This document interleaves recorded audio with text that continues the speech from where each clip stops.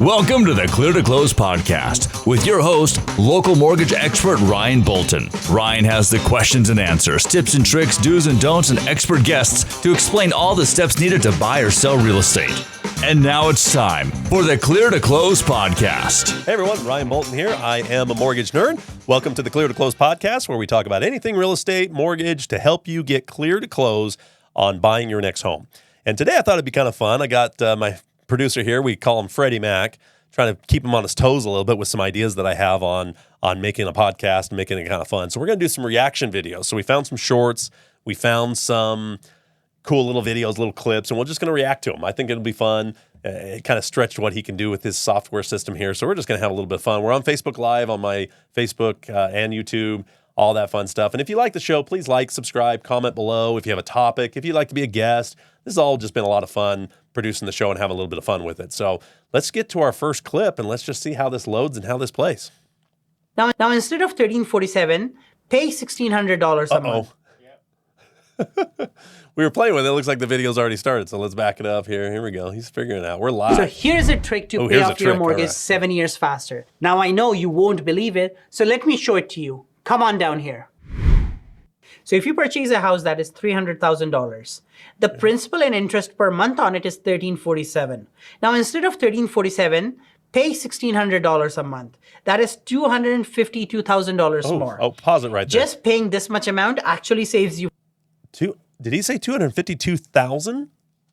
I think he said 252,000. No, he said pay 252 more. $252. Oh, I thought he said 252,000. So he's saying pay instead of the $1,350, pay the $1,600. Oh, yeah. I thought he said that's 252,000 extra. I thought he said 1,000. And anyway, so what a concept, guys. I can't believe it. I mean, if I didn't see it written down on a piece of paper, the paying extra pays off your loan faster. What? I don't believe him. Well, I don't believe it. I think he's more implying not just paying it off, but you're saving interest money. Sure. Is that where he's going with? I guess, but it's something where I think the math is wrong. 252 extra, and it's like, okay, just pay extra, and the house pays off faster, which then saves you interest. Yes. So a couple of the things that are out there to help you pay off your house faster is paying extra. One of the most common is called biweekly, where instead of making your payment at the first of the month, you make it every 2 weeks. So by the end of the year, you've actually paid one extra full payment to principal and interest. Now, keep in mind, when you make an extra payment, once you cover the interest of the loan, the rest goes to principal, so it doesn't go to like extending your next payment. So if you pay extra and say, well, now I'm kind of getting ahead, so I'll miss a payment down the road. No, it is all going to principal. Now, there's some lenders you have to instruct that's what you're doing, because if you don't send enough to even cover the interest, they don't credit it to your account. They just sit there and say, well, there's not enough here to cover the escrow, the interest, anything on here until the second payment shows up. So if you are going to do a biweekly, you want to contact your lender to make sure it's set up correctly, and you want to start it early. So your first payment isn't, say, June 1st. Your first payment is May 15th or 2 weeks before that. But what will end up happening is those half payments, you end up making 3 in 1 month, twice during the year. But I find it's almost easier just to round up the payment, pay an extra $100, or what he's saying is $252 extra, to round up the extra to pay it off faster. But here's something I even tell most of my clients, is you're better off taking that money and put it into savings, pay off other debts, because that extra $100, that extra $200 on a mortgage will save some money off that interest rate, absolutely. But $100 or $200 on a car or a Visa or something else will pay it off even faster, so you can free up that minimum payment on that credit card or the car and then put that on the mortgage. So I'm believing the debt. There's Avalanche out there, Avalanche or debt snowball is what it's called. I think those are better practices than paying extra to the mortgage. Have the other debts gone first, because $100 goes a lot further on a $10,000 loan than a $300,000 loan. But I think what the video is trying to say is that by paying the extra, you'll pay the loan off faster, which means you'll save a whole bunch of interest. But I'm amazed how many people don't go 30 years on these mortgages anyway. They'll end up selling, refinancing. They'll do other things within 10 years, let alone the entire 30-year window. So I think there's better places to put the money, even 401, mutual fund, get it out of your day-to-day stuff. And there's some discipline, obviously, with these systems. But I think putting it towards the mortgage is definitely smart, but I think there's smarter places to put the money. I really do. Let's see what we got for another clip. $252,000. Buy, put the down payment that you plan to make. In our case, we're going to use 20%. Select the Oh, Yeah, we had the problem of actually looking at a bunch of these. So let me go to one that we haven't watched yet. Okay. Yeah, there you go. Let's start from scratch here. What's this one? It says 500,000. There we go. Let's see what this one says. All right. Negative hold, Amplify 1943, hold. It works when it goes in order, but if I go out of order, it screws it up. All righty, here we go. All right, let's try it again. We're having fun How today. much do you need to make to buy a property of $500,000 in Canada in today's crazy market? A few assumptions in this video, first of which is Canada? that you'll need to put 5% down payment or $25,000, and the other assumption is that you have no obligations or debts in the background. So if you want to buy a property for $500,000 with 5% down payment, you'll need a down payment of $25,000. When it comes to your income, you'll need a total household family income of no less than $103,000 per year. And your monthly mortgage payment on a 5-year adjustable variable rate is $2,077 monthly. Now you'll notice throughout this example that affordability hasn't changed yet. In the upcoming revision by the government of Canada, things are going to change. So this might be your last opportunity to get your foot in the house you wanted. Okay. How much? So a couple points there. You are going to have to make a certain amount of income to debt service that particular loan. You're going to have the principal and interest on the loan, but you're also going to have taxes and insurance, possible HOA. You're going to have other expenditures that aren't just the principal and interest on the loan. And what they'll typically do is take your gross monthly income. So they'll take your yearly W-2 or your year-to-date pay stub, divide that gross amount by typically 45%. All of your bills, so any car loans, visas, student loans, whatever other bills that you have to fall under that number plus the new mortgage payment. So it's not just based on principal and interest. It's going to have other things that are going to factor into there. I don't think the numbers are that far off, but if you've got a $500 car payment, that $103,000 that you mentioned is going to go up to debt service that loan. Now, I've seen debt ratios allow up to 55%, but the kind of the target number, anything over 45 is either an exception or you have to have more money down, higher credit score, more money left over. So there's a lot. There's not just a silver bullet with a lot of these questions. They're going to be, and I've often told my clients that the answer is it depends. It depends on the interest rate, depends on your income, depends on what other debts you have, it depends on your credit score, depends on mortgage insurance. So that's why talking with a mortgage company will help you really narrow down what is your true payment and really what can you afford. But if you look at your overall debts and you look at 45% of your gross income, if they all fall under that with the new mortgage payment, at least debt ratio shouldn't be an issue why you don't get the loan. It still might be finding the house. It still might be down payment. It still might be credit scores. There's other factors that go into getting approved. But that is very true that you're going to have to qualify for a certain number. You're going to have the debt ratio to qualify. There's really 4 major things we're going to look at. Debt ratio is definitely one of the biggest one. Credit scores, down payment, and use of the home. These all factor into the rate you're going to get and the type of loan program you're going to get. So not necessarily wrong. It's interesting that's Canada. And we even have 100% financing. So we have programs that don't require the down, that you may be able, instead of putting the 5% down, get rid of the car payment or get rid of the other debts. So now all of a sudden you can afford the home you want. And now all you have is the house payment instead of the house, a car, a visa, other debts. That's part of my job, is to sit down and say, okay, what are we working with? Is it better to put the money down, or is it better to take that money, put less down, get rid of other debts? So then you can afford a home that's more in the price range you want or has the amenities, location, all of those things. So great video. All right, what else we got? Let's see if we can find another one. Freddie Mac's doing a great job today. Isn't that crazy? So the first step to ditching your mortgage super fast is to make extra payments every quarter. So for example, let's say you owe $220,000 with a 4% interest rate. Now, I always recommend a 15-year fixed mortgage rate, but for this example, I'm going to use a 30-year because that's what majority of homeowners currently have. So according to Ramsey's Mortgage Payoff Calculator, making an extra house payment of $1,050 every quarter, 4 times a year, you would pay off your mortgage 11 years early and save you more than $65,000 just in interest. 11 years early, you guys. Isn't that crazy? So the first step I think it's interesting that this is such a revelation. Paying extra pays off the house faster. Well, yeah, of course. Paying extra pays off the house faster. How you do it can differ, whether it's quarterly, monthly, extra, biweekly, that type of thing. But here's the thing I look at. You've got in this scenario, 4%. There are a lot of people have a 4% mortgage. Why are you paying extra to that when you still got a 12% interest rate over here? You got a car payment, you got these other payments over here. Or you can take that same amount of money and increase your 401, your contributions, your retirements, other things like that. I don't think the smartest thing in the world is to put an extra $1,000 on the mortgage. I would say, what about increasing your life insurance coverages? What about increasing your 401 contribution? What about getting rid of any other debt? Then say there's a $400 car payment. You take that car and you're able to pay it down quicker, take the $400 and then put that towards the mortgage. So you still have the same monthly amount going out every month, but now it's paying everything off faster. It's amazing how it's like, oh, just come up with $1,000 extra. Hey, everybody. With the cost of everything, all that, that doesn't seem like that's crazy feasible to save 7 years, 30 years worth down the road. That's such a long time to really see the gratification of getting things paid off. That's why I really believe in the snowball method, where you actually get some successes. You actually be able to say, hey, look, I got that card paid off. I got the car paid. You can see the victories a little sooner, which I think psychologically keeps you more motivated than something that's so far down the road. While you still have other debts, you never get any wins. And it's something where if another bill shows up or an expenditure or a vacation or something like that, it's a lot easier to say, yeah, I'm going to go do that. I'll just catch up on the mortgage stuff later because it's so far down the road. But if it's somewhere it's like, hey, I'm only 2 more payments and I can pay off the car, or I'm only 6 more payments. The car's gone, then all of a sudden that payment plus the extra you've been doing can now go down to the next debt. And all of a sudden that one gets paid off in 8 months or 12 months. And the next one gets paid off 2 months after that or whatever. You see what I mean? I think there's a psychological system at play here that helps you with your willpower. Because willpower is only going to go so far, but systems will work. So the more you can take that same amount of money, make it go further, have some victories along the way, I think it's far better off. And a lot of times having even the savings, having a little bit of emergency fund first, I think is crucial. Dave Ramsey talks about all the time. Have $1,000 pure savings in the bank for emergencies before you start tackling some of these debts.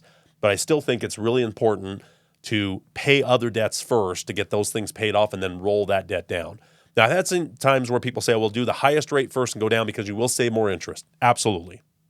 If you got a higher interest rate, but if that higher interest rate's the higher balance where maybe the rate that's a couple points lower, maybe a smaller balance, you're going to see more success faster, which will keep the whole thing going. I think too many times people do these debt servicing programs. They're 3 years before anything's paid off. I'm telling you, willpower doesn't last that long. It really won't.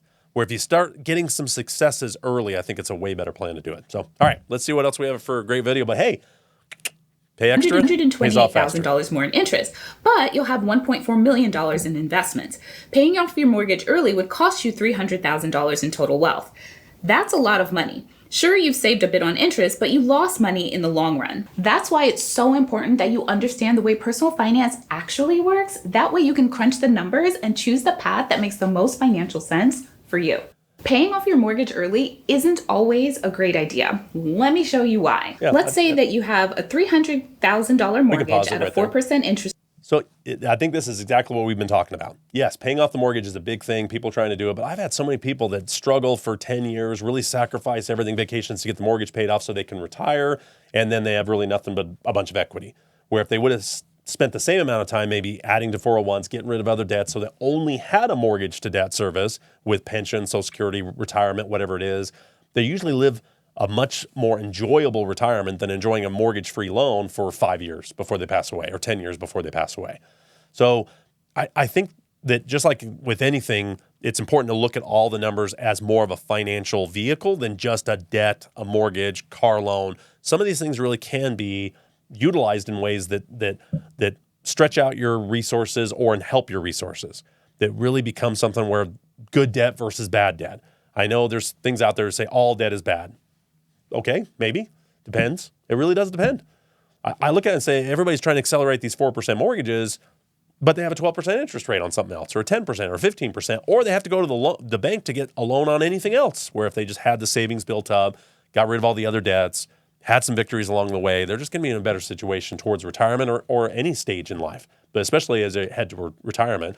And I think a lot of times people think, I've got to start paying $5,000 extra to pay off the loan before I retire. Where else can that money go that can diversify it more than the mortgage? I talk to people all the time that have these big, large down payments.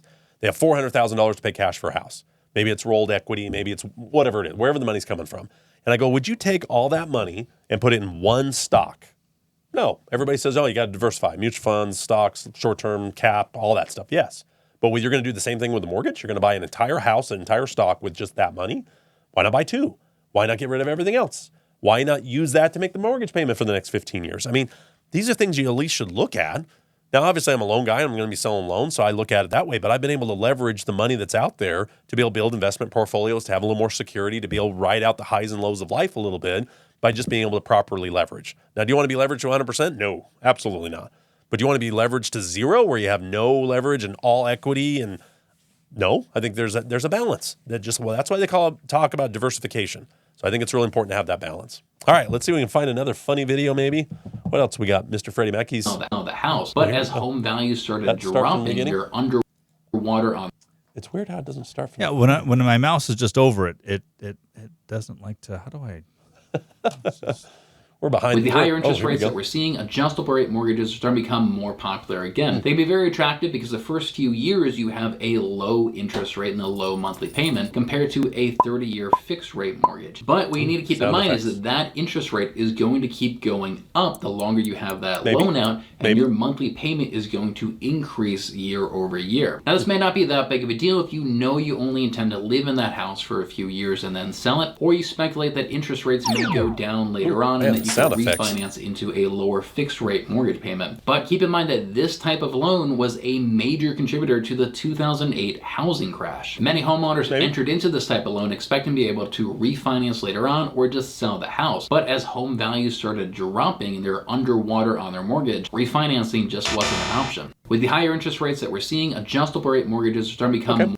So adjustable rate mortgages were very popular because people were moving and refinancing so quickly, and it gave them an introductory rate that was maybe more affordable while they were either getting moved or relocated. I mean, they were definitely oversold. There's many things that happened in 2008. Adjustable rate mortgages were definitely a part of it. I wouldn't say they were a huge part of it, but you're not seeing the market itself that much of a difference in interest rates to do an adjustable rate versus a 30-year fix. There's just different laws with it. There's different investors. They don't really want the 5-year, 7-year loan as much as just doing a 30-year fix. That's really kind of the way the market's been for quite a while. But it does give you an option. It is usually a little better interest rate if you know you're not going to keep the home, whether it's a short-term. Like I had people that have their kids go to school here at Utah Tech, and what they'll do is buy them basically a house they know they're only going to have while they're in school, and then they'll just sell it, use that for the next house. So I've seen that where they know they're going to be doing something, but you do run the risk that your payment could change after that introductory period. Most of them, I think, were 3-year, 5-year, and 7 years. I think the 5-year was probably the most common, where 5 years fixed, locked in, 60 payments, never going to change. Tax insurance might change, of course, but the mortgage payment itself won't change. Then after that, it has the ability to adjust. That's really what you want to look at, is how much can it adjust, when can it adjust, by what factors determine it. It's not like all of a sudden they say, okay, you're getting the rate today at 7%, it will be 9% in 5 years. They don't know what it's going to be, because they don't know what the market's going to be in that time. In fact, it could actually stay the same. There's a potential where if interest rates are lowering, the adjustable rate mortgage won't actually go up like everybody's scared of. So you want to know what are the factors that determine in 5 years how much that payment's going to adjust. Usually the first adjustment can go up as much as 2%. Then after that, every 6 months to a year, it can readjust again. So it has these features built in on how often, when, what are the caps, what are the floor, what's the ceiling. It'll have these ranges of where that interest rate can go, but it will have a floor and a ceiling where it has to stay within those two numbers. But it's not guaranteed to go up, not guaranteed to go down, but that's a risk you're taking by getting a better rate for the next 5 years if you know you plan on selling, refinancing, or doing something with the property. But the savings just really isn't there. I priced out so many 30-year fixed to an ARM, and people just go with the fixed. It's not like you're getting a point or 2 points or some crazy difference between an adjustable rate mortgage and a 30-year. So most people just opt for the 30-year. It's not very common to see the ARM anymore. All right, we got a few more minutes here. Oh. What do you think of the show, huh? Oh. Now we don't have sound. I thought I had it. I was all ready to go here. Okay. I'm telling you, these reaction videos are fun. Oh, now we got sound. Okay. I put the mouse here. I push this button. Oh, man. Behind when the it scenes. comes to credit and buying a home, it's very different than when you buy a car. For instance, when you buy a car and you get a cosigner, they typically use the higher credit score. Whereas in mortgages, if you're applying for a home, the bank will use the lower of your middle scores. When it comes to credit and buying a home. Okay. So not wrong. I mean, we always go off the however many borrowers, husband, wife, uncle, nephew, whoever it is, just whoever's on there, we're going to take all 3 credit scores. We're going to use the middle credit score for each borrower, and then whoever's the lowest of those 3 middle scores, that's the quote-unquote credit score.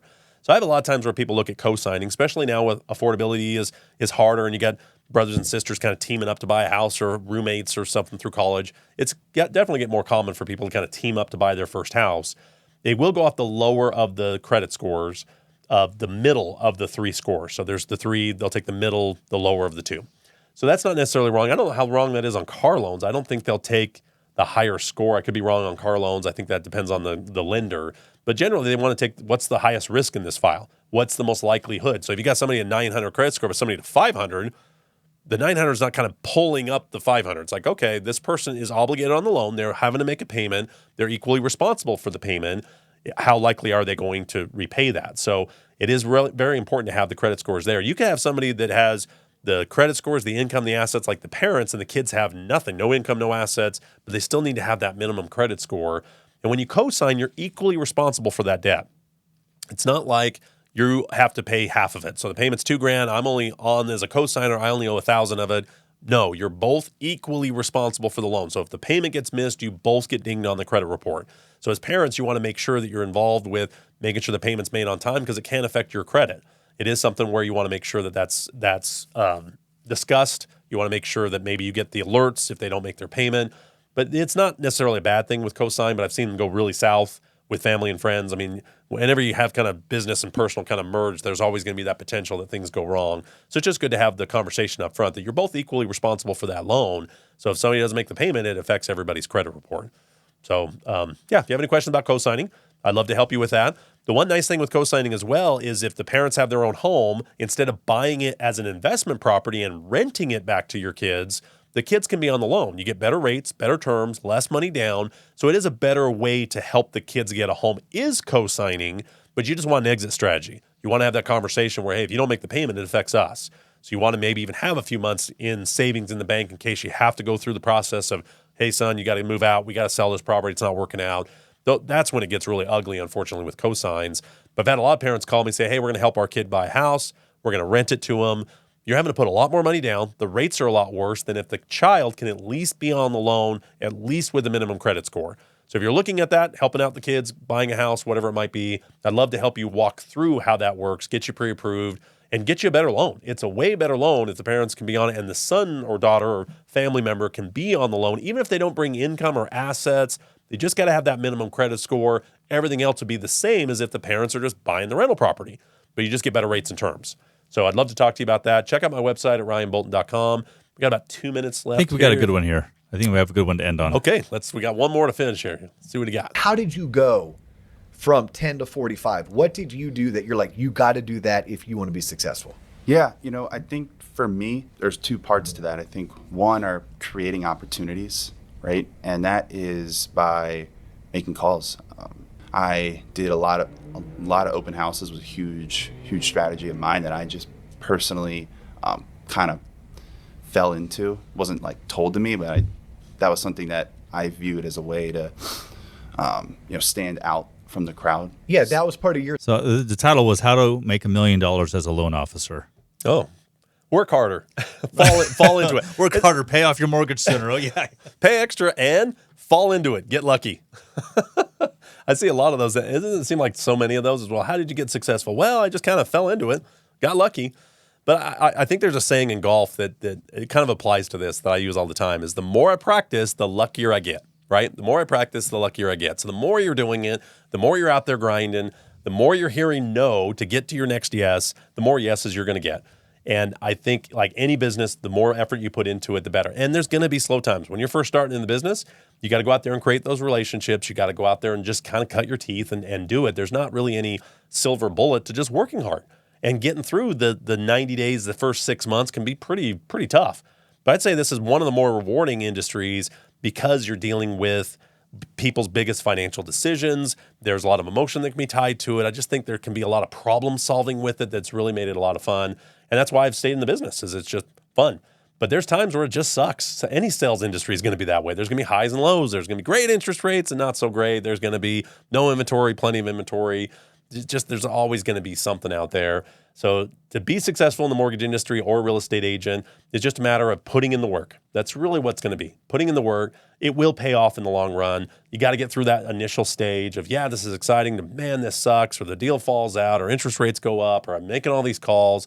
But I tell you, there is a lot that can be made, but there is a lot to say about working harder. So the more you practice, the better you get. So you just got to get out there and practice. So I thought this was fun. What do you think, Freddie Mac? This was kind of a fun little show here. Let's do it again. We'll do it again for sure. It's a lot of fun. If you have any comments, topics, please like and subscribe. Please share the video. Really enjoy doing this. It's just been a lot of fun kind of learning how this whole thing works with creating content and just having fun with what I do.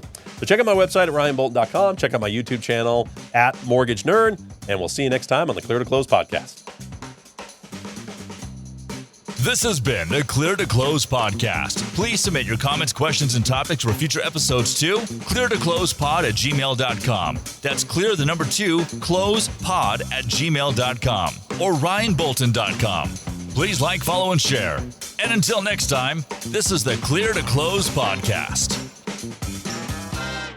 The views expressed in this podcast do not necessarily reflect those of Patriot Home Mortgage, Equal Housing Lender NMLS number 299717. This has been a production from a podcast studio.